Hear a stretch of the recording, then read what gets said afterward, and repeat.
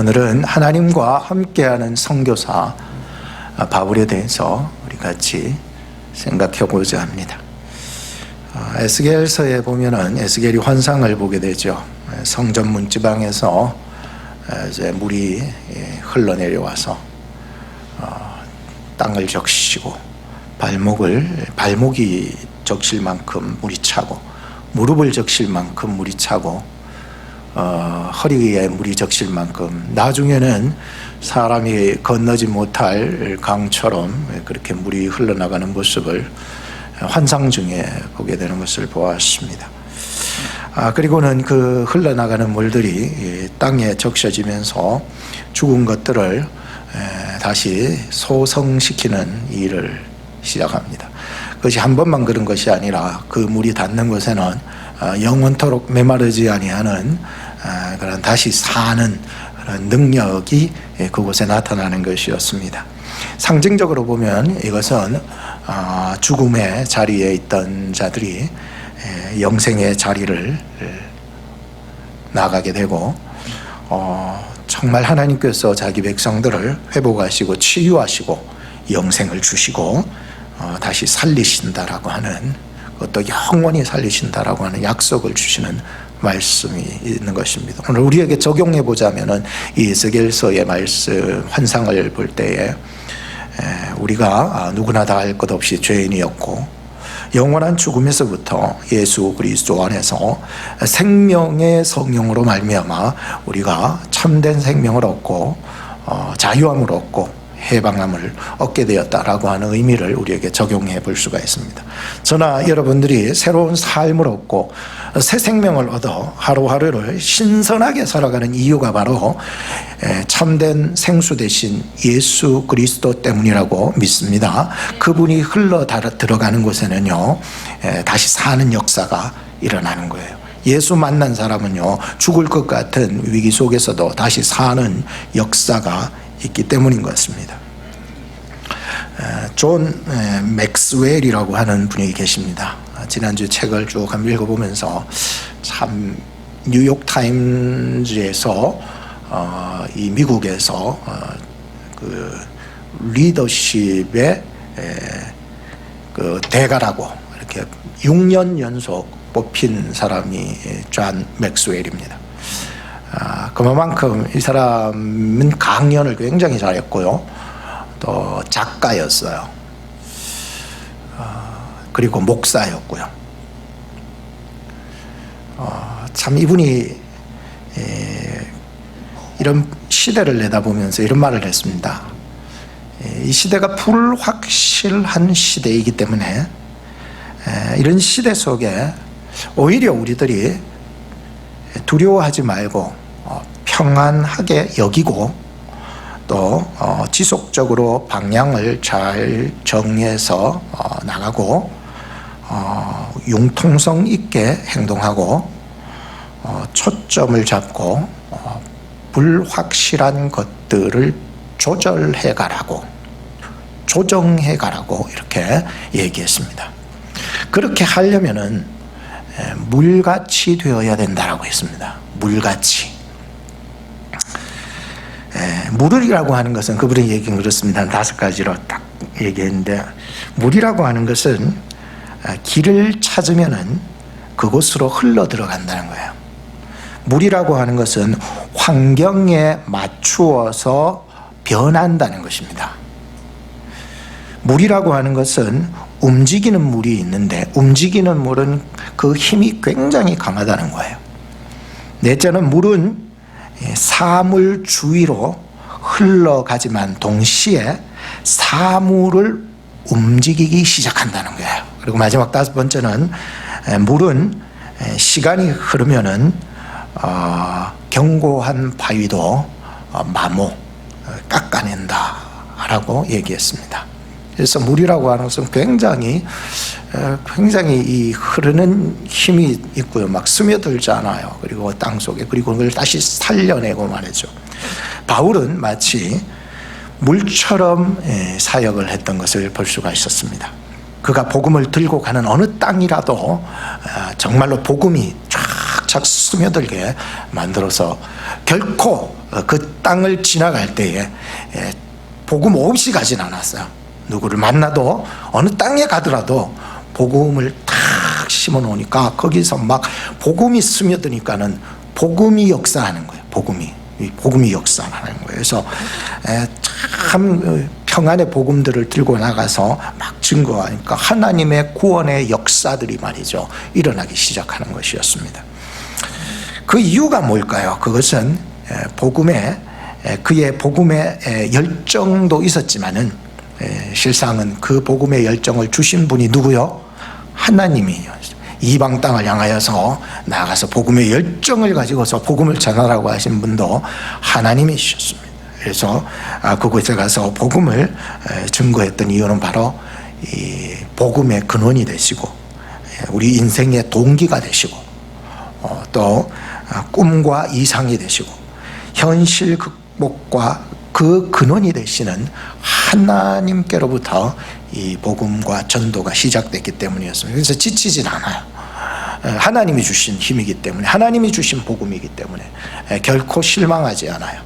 하나님께서 복음의 열매를 반드시 바울을 통해서 맺혀주시기 때문이었고, 오늘 저희와 저희 교회를 통하여서 이 땅의 사명이 바로 끝까지 복음을 전하는 것이라고 생각을 합니다. 그러나 내가 복음을 전하는 것 그 뒷면에 하나님이 함께 하시는 것이 더 중요했기에 바울이 이렇게 복음을 전할 때에 그가 이 복음의 동기요 근본이 되신 하나님과 함께 하려고 무단히 노력했습니다. 그래서 하나님을 구하고 찾고 말이죠. 저나 여러분들이 이러한 몸부림이 있어서 하나님과 함께하고 있어야 된다고 생각합니다. 목사님 원래 하나님이 나와 함께 해주시겠죠. 하나님이 왜 하나님과 함께 하시죠? 하나님 함께 하십니다. 믿습니까? 하나님이 함께 하신다니까. 여러분이 그 손을 놓으면 안 되는 거죠. 하나님 나하고 함께 해주겠지 하면서 나는 딴짓거리하고 딴 데 가 있고 딴 일을 하고 있고 세상의 물질과 세상의 권력을 위해서 살아간다면 그것은 그것도 하나님이 함께 하시겠죠. 그죠? 그러나 그런 사람들의 길은 왜곡된 길이기 때문에 멸망으로 나갈 수밖에 없는 것입니다. 오늘 이 말씀을 통하여서 몇 가지로 은혜 받을까 합니다. 첫째는 우리와 함께 하시는 하나님이십니다. 그러므로 오늘 우리는 우리와 함께 하시는 하나님과 함께 해나가야 됩니다. 이보다 더 좋은 하나님이 어디 있습니까? 세상에 자기 자식들도 버리고 나 몰라라 하고 사는 사람도 굉장히 많은데 하나님은 나와 함께 하시는 하나님이세요. 근데 우리가 오늘날 나와 함께 하시는 하나님과 함께 해야 합니다. 하나님은 우리와 함께 하시기를 원하셔서 예수님을 보내주신 줄로 믿습니다. 하나님이 함께 하시겠다고 거기까지 자신을 다 들어서 우리에게 보내주셨는데 말이죠.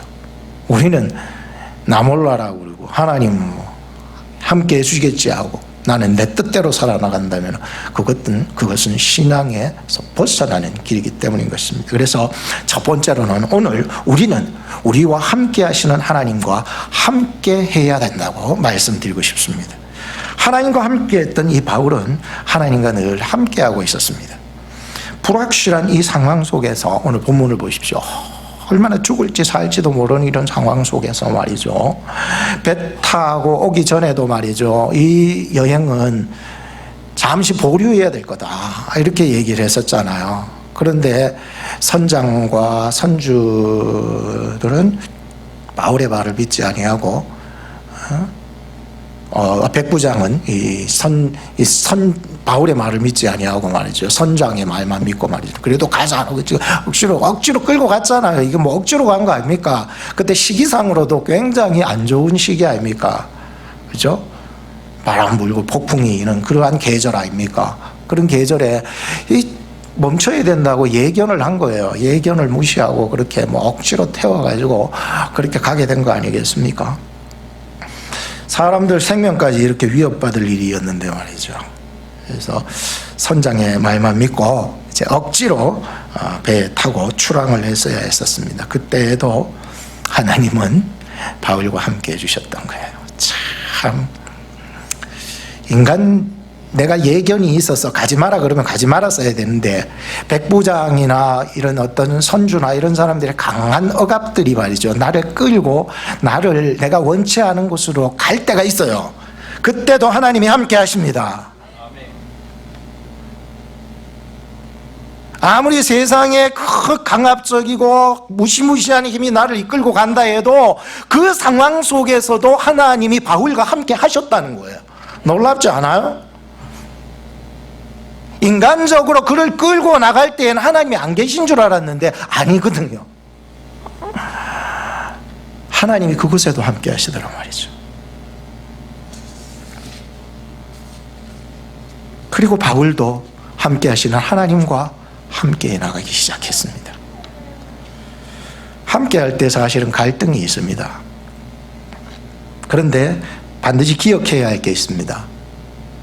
함께 한다는 것은 누구나 갈등이 있다고요. 있는데 반드시 기억할 게 있어요. 함께 할 때 주시는 유익이 더 크다는 것을 기억하셔야 돼요. 어릴 적에 부엌에 들어가면은 부지깽이 알죠? 부지깽이로 아궁이에 불을 지폈던 기억이 나더라고요. 어머니께서 워낙 바쁘시잖아요. 이 일도 해도 저 일도 해도 아침에 굉장히 바쁘거든요, 촌에서는.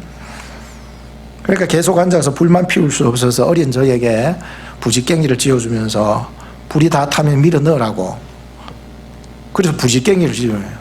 부지깽이 가지고 놓으면 재밌거든요. 길다란 짝대기 앞에 불이 붙어가지고 말이죠, 자꾸 이렇게 하면 굉장히 재밌어요. 그러다 불이 붙으면 불이 턱 꺼지면서요, 연기를 쫙 뿜어내는 거예요. 재밌더라고요. 그리고 나무 다 타면 다시 안으로 밀어넣어요. 근데 부지깽이를요, 잠시 나도 모르게 바깥에다가 그냥 이렇게 놔두면은요, 잠시 후에는요, 부지깽이에 앞에 불이 붙었던 불이 꺼지면서 연기를 픽 피우고 그냥 조금만 더 지나면 그게 꺼질라 그래요. 오늘도 우리의 인생이 부지깽이 인생 아니겠습니까? 부지깽이는요, 항상 앞에 불이 붙어 있으려면은 불 가까이 있어야 되는 거예요. 부지깽이 밀어놓고 안 타는 거 있으면 더 다시 불을 붙이고 말이죠. 밀어 엮기도 하고 말이죠. 역할이 참 좋은 거거든요. 근데 꺼내 놔놓으면은요, 금방 연기를 피우면서 꺼져버려요. 오늘 우리의 신앙을 한번 생각해 보십시오. 하나님과 함께하는 사람이 되어야 합니다. 하나님의 일을 하는 사람은요, 하나님과 멀어져 있으면은요, 연기만 뿜어내고 금방 꺼져버리고 말 것입니다. 부지깽이는요, 불과 가까이 있을 때 다시 불이 붙는 것처럼 오늘 우리가 하나님의 일을 하겠다고 그러면서 하나님과 가까이 하지 아니하는 사람은요, 연기만 피워 올리고 불이 꺼져버릴 것입니다. 오늘 사도 바울은 하나님과 가까이 하며 하나님을 구하고 하나님을 믿고 있었다는 것을 알 수가 있었습니다. 오늘 이러한 믿음과 이러한 신앙이 우리에게도 있어야 되는 것이에요. 안 그러고서 내 역할이요, 연기만 뿜어내고 불이 꺼져버린 역할밖에 되지 않기 때문이에요. 사랑하는 성도 여러분, 여러분들을 마음속에 불을 지펴나가시기 바랍니다. 여러분들이 교회에서 무슨 역할을 한다고, 하나님 앞에 사명을 받았다고 일을 해나갈 때에 하나님과 가까이 하지 아니하고 일을 해나갈 때에는 연기만 펄펄펄펄 끓고 금방 불이 꺼지고 말 것입니다. 그러나 여러분들이 하나님과 더 가까이 해나갈 수 있다면 어떠한 어려움 속에서도 여러분들의 역할을 통하여서 하나님의 복음이 증거될 줄로 믿습니다. 바울의 선교의 길은 순탄한 길이 아니었습니다. 출발하는 동기도 그랬고요. 출발하는 동기를 생각해 보면 어떻습니까? 그는 뭐 선교 간다고 막 환영을 받았으면서 갔습니까? 아니잖아요. 죄인의 모습으로 선교하러 들어간 거예요. 죄인도 아닌데 예수 전하다가 붙잡혀서 심판받으러 로마에 가겠다 해서 로마로 간 거예요. 그러니까 이거는 뭐 환영받으면서 선교 간 거 아니에요. 죄인의 모습으로 간 거죠. 과정도요, 쉽지 않아요. 과정이 좀 순탄하면 좋은데 쉽지 않네요. 유라굴로라고 하는 풍랑과 바다 물결로 죽을 고비를 견딥니다. 유라굴로, 동쪽, 북쪽. 그러니까 동쪽 바람과 굴로, 북쪽 바람이 맞부딪히면서 회오리를 쳐버린 거예요. 그러니까 유라굴로 태풍을 만나서 완전히 바다가 뒤집어 엎어지는 일이 일어나요. 배가 뭐 견디겠습니까? 바다가 얼마나 큰데. 이 죽을 고비를 막 겪고 있었던 거죠.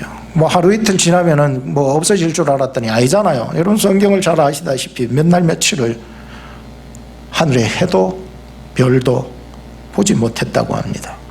여러분 깜깜한 데서 뭔 일 하겠습니까? 안 됩니다.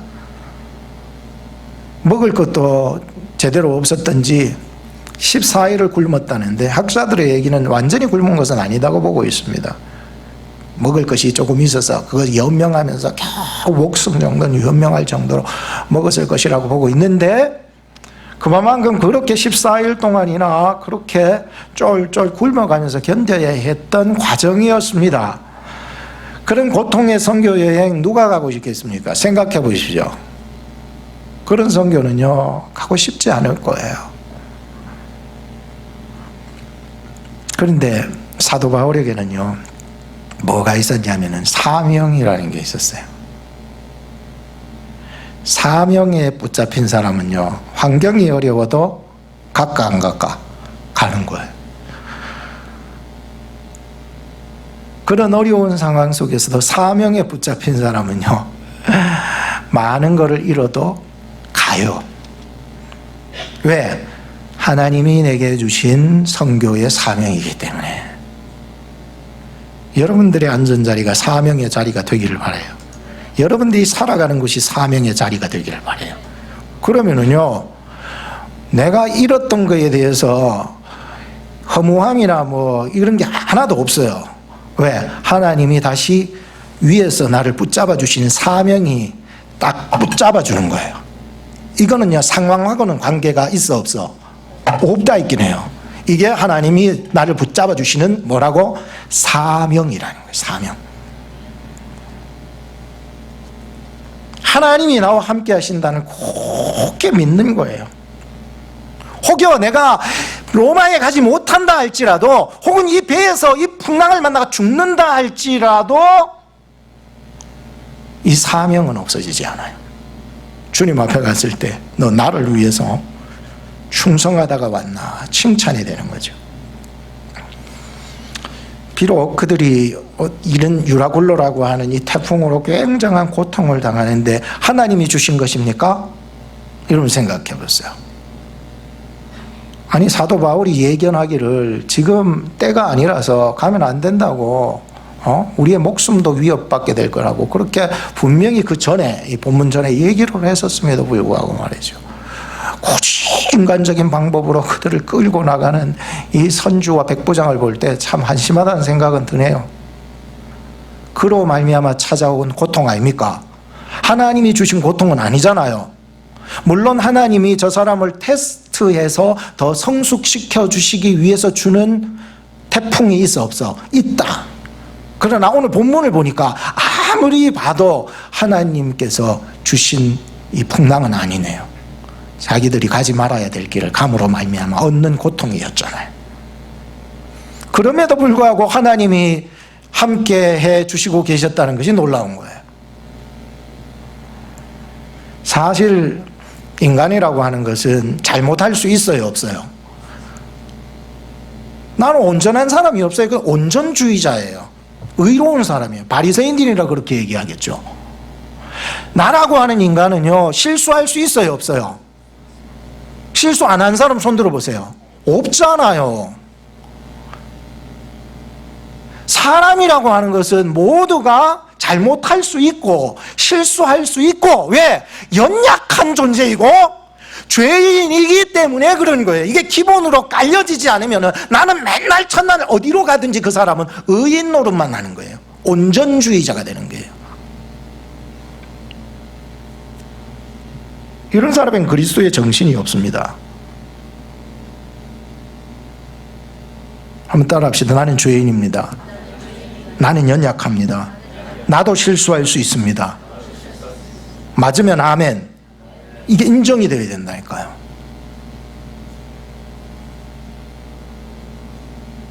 이런 기본적인 신앙이 없으면은요, 나는 항상 온전한 사람으로 살아가는 거예요. 그럼 저 사람이 틀리는 거고요.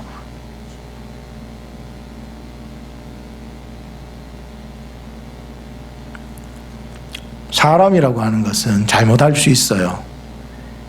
연약해서 말이죠. 죄를 범할 수 있어요. 다윗도 그랬어요.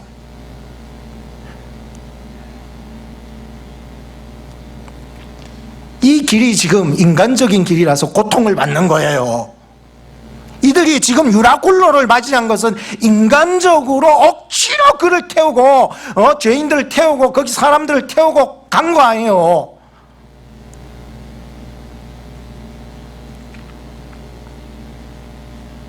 그럼에도 불구하고 하나님은요, 인간의 연약함을 넘어서기 일을 하더라고요. 그렇기 때문에 하나님을 구해야 될 이유가 아니겠습니까? 그렇기 때문에 내가 사명 때문에 하나님을 찾아야 되는 이유가 아니겠습니까? 뭐 자꾸 인간의 약점, 인간의 약함 이런 것 가지고는 얘기하면 안 되죠. 니나 잘하라 그래야 되죠.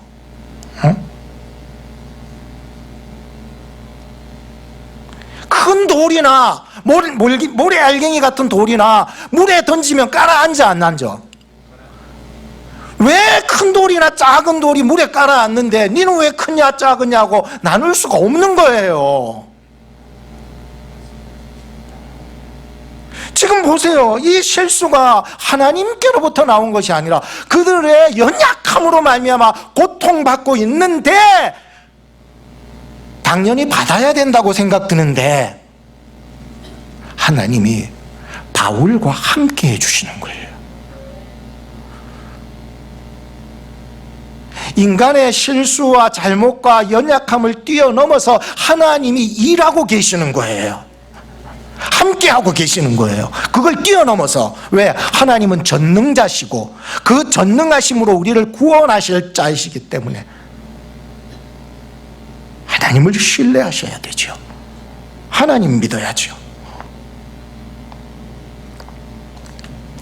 리빙스톤이 아프리카 선교를 들어가서 엄청난 고생했잖아요.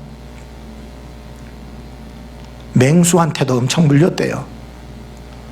그 원주민들한테도 위협을 받았고요. 말라리아와 그 열병 뭐 이런 질병들을 20번이나 겪고 쓰러졌대요. 그리고 열병으로 딸이 죽어버렸어요.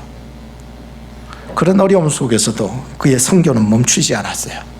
죽음의 사막이라고 하는 칼라하리 사막으로 들어가고 마콜롤로라고 하는 곳으로 깊이 더 깊이 들어가요. 그들이 두려워했던 악마의 계곡까지 들어갔어요. 그런데 가보니까 그 악마의 계곡은 어마어마한 폭포수더라는 거예요. 참, 그 사람들이 얼마나 그렇게 무서운 것에 대해서는 두려움이 많았던지 알 수 있겠죠. 그리고 그곳 폭포 이름을 리빙스톤이 빅토리아 폭포라고 그렇게 지어줬다고 합니다. 이렇게 선교 여행을 마치고 글래스고 대학교에 강연을 하게 되었습니다. 그리고는 강연을 끝마치면서 자기는 다시 아프리카로 가겠다고 했어요. 안 갈 텐데 말이죠. 죽음의 위협이 또 도사리고 있을 텐데 말이죠. 불확실한 인생을 누가 살고 싶겠어요? 안전하게 살고 싶지요. 그런데 자기 자신은 불확실성 속으로 스스로를 끌고 들어가겠다 했어요. 듣던 학생들이 웅성웅성하기 시작했어요. 저 갔다 오더니 돌았나? 미쳤나? 그때 이 리빙스톤이 이런 말을 했습니다. 학생들에게. 여러분 염려하지 마십시오. 나는 혼자가 아닙니다. 세상 끝날까지 함께 하시겠다고 약속하신 하나님이 제 곁에 계시기 때문입니다. 그가 나의 길동무고 원시림과 광야를 함께 걸어가실 분이십니다. 내게 무슨 두려움이 남아있겠습니까?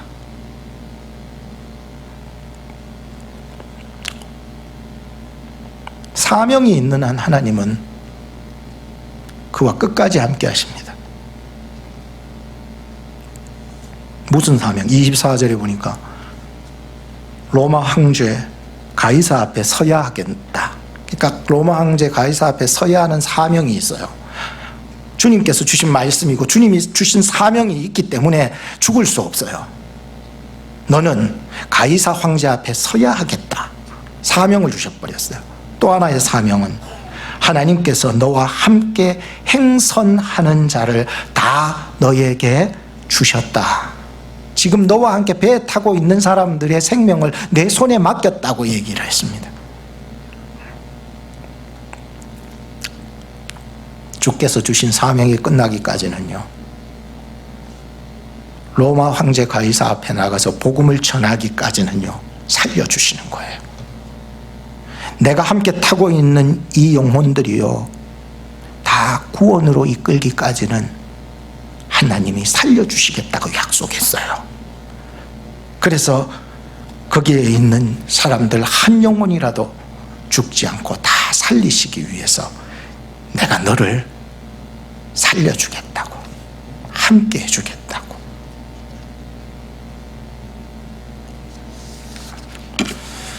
둘째는 오늘 우리는 삶의 선교사들이 되어서 복음을 전해야 합니다.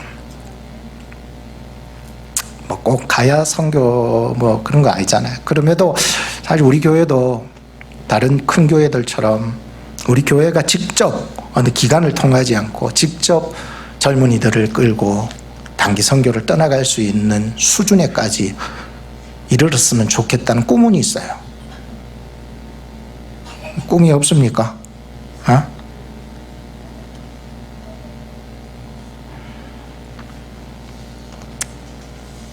우리가 꼭 가야 선교는 선교사는 아니에요. 삶의 선교사들이 되어야죠. 바울은 위기 속에서 복음을 전하기 쉬웠을까 어려웠을까? 어려웠겠어요? 아니에요. 위기 속에서 복음을 전하기가 쉬웠던 거예요. 위기가 기회인 거예요.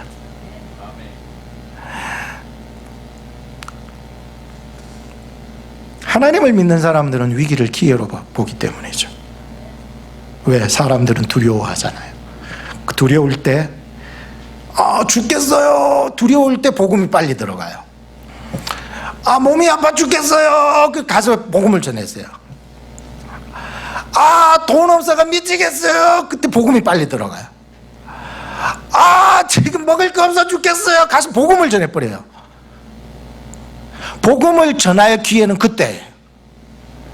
모든 사람들이 나 죽소 하고 엎어지는 그때에 사도 바울은 복음을 전하는 거예요. 하나님의 말씀을 전하는 거예요. 하나님의 약속을 전하고 있는 것이죠. 22절에서 25절 보십시오. 내가 너희를 권하나니 이제는 안심하라. 너희 중 생명에는 아무 손상이 없겠고 오직 백분이리라. 나의 속한 바 곧 나의 섬기는 하나님의 사자가 어젯밤에 내 곁에 서서 말라되 바울아 두려워 말라. 너가 가이사 앞에 서야 하겠고 또 하나님께서 너와 함께 행선하는 자를 다 너에게 주셨다 하였으니 그러므로 여러분이요 안심하라. 나는 내게 말씀하신 그대로 되리라고 하신 그 하나님을 뭐하노라? 믿노라. 참 사도 바울이요 복음에 사로잡히니까요 풍랑에서 호들갑을 떨지 않아요. 얼마나 이렇게 평안한지 모르겠어요. 그게 믿음 아니겠습니까? 나 하나님을 믿노라 해버렸습니다. 하나님을 믿는 사람은요 잃는 것을 두려워하지 않습니다. 복음만 전할 수 있다면 마지막까지 거기에 남아가지고 복음 전해버리죠. 오늘 이 자리가 복음 전할 수 있는 우리의 현재적 삶이 되어야 되죠. 사람은 물질, 권리, 자존심, 건강, 참 오늘 이 풍랑을 잠재울 수 있는 분은 하나님밖에 없습니다. 오늘 본문을 읽으면서 말이죠, 사람들이 안심하지 못하고 두려워하는 것을 발견했습니다. 뭔 줄 아세요? 뭘까요? 배 잃는 거 아니에요. 그 곡물 운송배잖아요. 곡물, 애굽에서부터 로마로 이렇게 중간중간 거쳐가면서 로마로 가는 곡물을 잃어버릴까봐 두려워했습니까? 아니잖아요. 뭘 잃어버릴까가 두려워했습니까? 생명. 생명은 너무나도 중요하잖아요. 생명하고 연관된 것들이 있다면요, 절대로 양보할 수 없는 것들이 사람들 아니겠습니까? 그런데 바울의 모습을 보면서 자기 생명에 손상을 입을 것을 알면서도 조금도 두려워하지 않았습니다. 왜? 오직 자기는요, 복음 전하는 것만이 생명보다 귀하다고 생각했습니다. 그러니 이건 뭐 생명 잃고 말고 이건 상관없습니다. 내가 죽고 사는 문제는 상관없다니까요. 복음 전하는 것이 된다면은 내가 100번 1000번 감옥에 들어가도 되는 거야. 이런 사람들은 대단한 믿음이네요.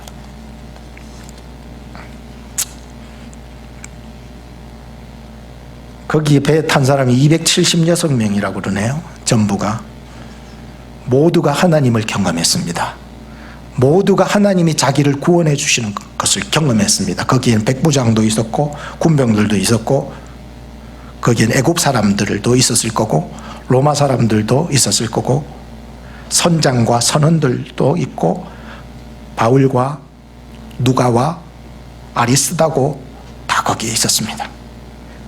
276명. 그 유라굴로 폭풍 가운데서 하나님을 경험하게 된 거예요. 그리고 바울이 전하는 평안의 복음을 듣게 돼요. 두려워하지 마라. 안심하라. 하나님께서 너희들을 다 구원하여 주시리라. 이걸 경험한 거예요. 거기에 있던 모든 사람들은 하나님의 그 구원하심을 체험하게 되었습니다. 하나님의 구원하시는 방법은 현실성을 부정하지 않습니다. 갑자기 배에서 폭풍 맞는 사람들을 싹 들어가지고는 어느 안전한 곳으로 싹 갖다 놓는 그런 비현실적이신 하나님은 아니십니다. 그래서 작은 한 섬으로 그들을 밀어붙였습니다. 그래서 이 폭풍에 이끌려서 그들이 한 작은 섬에 이르렀으니 그 섬이 바로 멜리데 섬이더라. 오늘 저나 여러분들이 우리가 감당할 수 없는 이런 폭풍 속에서 여기까지 밀려온 거 아니겠습니까? 또 어디로 갈지 누구는 아무도 몰라요. 그죠? 이어서 바로 들림 받을지 아무도 모른다니까요. 그건 예약할 수가 없는 거예요. 그런데 밀려서 멜리스에 딱 왔는데 거기서 수개월 동안을 겨울나기를 합니다. 왜냐하면 그때 더 이상 운항할 수가 없었기 때문이었어요.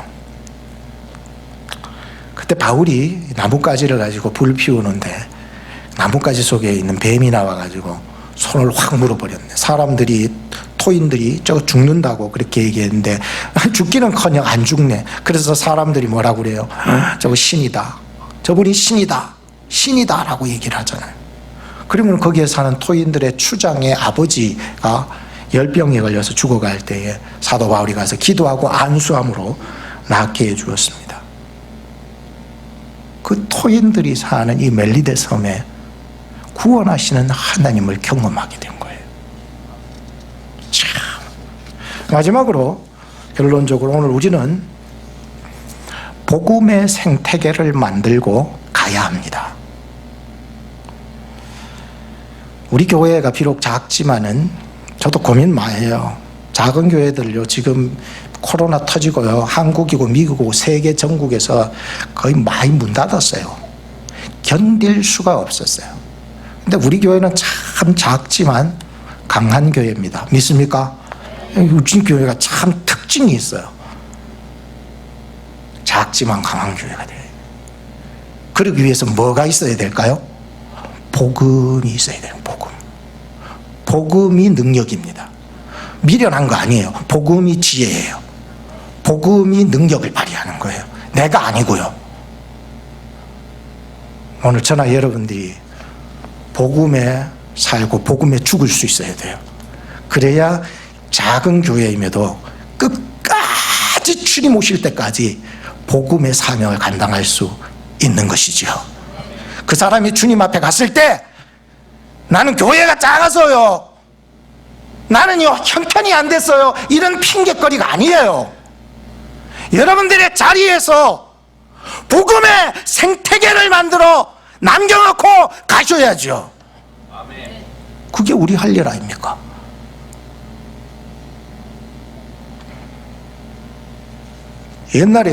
예전에 몇 년 전에 저기 바닷가에 휴가 갔다가 모래 파보니까 조개가요, 길쭉한 조개, 예쁜 조개, 너무너무 예뻐요. 정말 작은 조개, 너무나도 예뻐서 집에 가져가야 되겠다 싶어가지고 물병에 딱 담았어요. 물도 담고 모래도 담고. 근데 집에 와보니까 어떻게 됐을까요?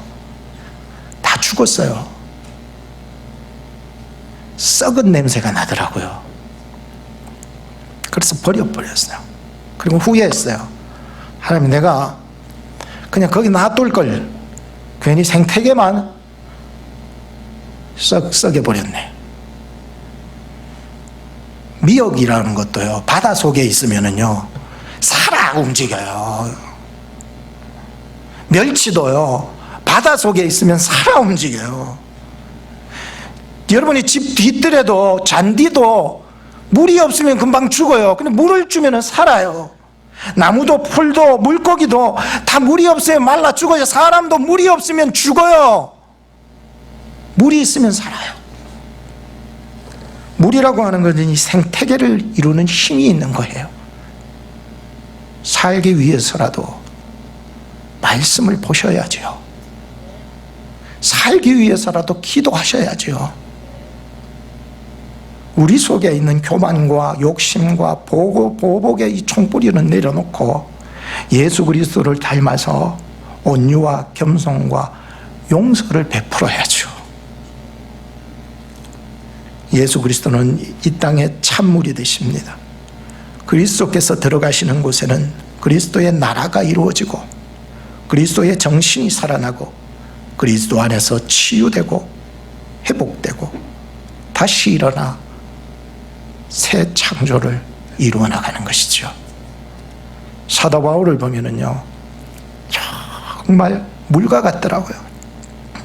어디를 가든지 그곳에 스며들게 하는 것, 그리고 생명을 살리고 이방인의 선교사로 보냄받은 그 사도 바울이요 하나님께로부터 시작된 이 선교를 복음을 들고 땅끝까지 나갔던 사람입니다. 하나님 보낸 사람이기에 결코 그는 쭈그러들지 않았어요. 주어진 곳에서 내가 하나님의 능력인 복음만 남겨놓을 수 있다면 다른 사람들이 나를 손가락질해도 괜찮아, 나를 감옥 보내도 괜찮아, 나를 욕해도 괜찮아, 내가 저 사람의 심령에 내가 이 땅에 복음만 전할 수 있고 내가 떠날 수 있다면 나는 하나님께 부끄럽지 않아. 여러분들 마음속에 여러분들이 가는 그곳에 복음의 생태계를 만드시기 바랍니다. 그러기 위해서는 가장 먼저 여러분들의 마음 중심에 복음을 받아들여야 됩니다. 예수님의 죽으심과 그의 부활하심이 여러분과 관계가 있어야 합니다. 그분이 나를 살려주신 은혜를 경험하고 중생의 경험들이 일어나야 합니다. 그리고 여러분들의 살아가는 삶의 눈에 활기가 띄어야 되고요, 내가 사는 이유가 무엇인지 초점을 가져야 합니다. 세상 것 다 빼앗기고 앗아가도 복음만 살아남는 그 사람은, 마지막까지 복음을 위해서 사는 사람은 하나님이 인정해 주시는 사람입니다.